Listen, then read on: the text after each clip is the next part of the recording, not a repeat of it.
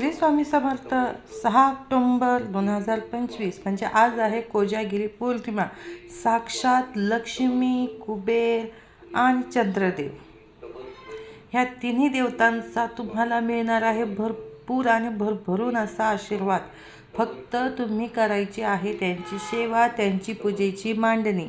तर ह्या दिवशी समजलं जातं की साक्षात लक्ष्मी माता ही आपल्या भूतलावर असते आणि आपण जी मनोभावे तिची पूजा करणार आहे, जे मनोभावे देवीशी बोलणार आहे, ते सगळं लक्ष्मी मातेपर्यंत पोहोचणार आहे अशी मान्यता आहे.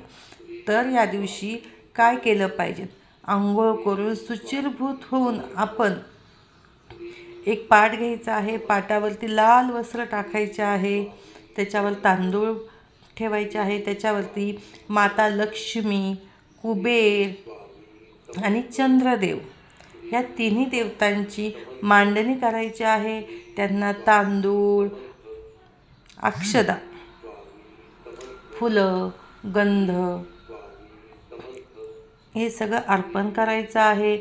तुमच्याकडे कवड्या असतील तर सगळ्यात उत्तम. कवड्या लक्ष्मी मातेसमोर ठेवा. लवंग असेल तर एक लवंग लक्ष्मी मातेसमोर ठेवा. एक इलायची असेल तर एक इलायची लक्ष्मी मातेसमोर ठेवा.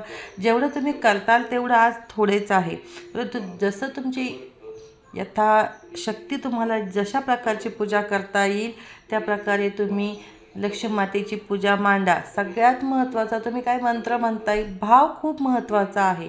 आज लक्ष्मी मातेची जी उपासना करायची आहे, आज व्रत करायचंच आहे, कारण की लक्ष्मी माता प्रसन्न तर होणारच आहे. पण आपल्याला करायचं काय आहे, तर एका पाटावरती लक्ष्मी मातेची पूजेची मांडणी करायची आहे. लक्ष्मी मातेचा आवडता नैवेद्य म्हणजे तांदळाची खीर, तो लक्ष्मी मातेला अर्पण करायचे आहे. तो नैवेद्य म्हणून लक्ष्मी मातेला ठेवायचा आहे.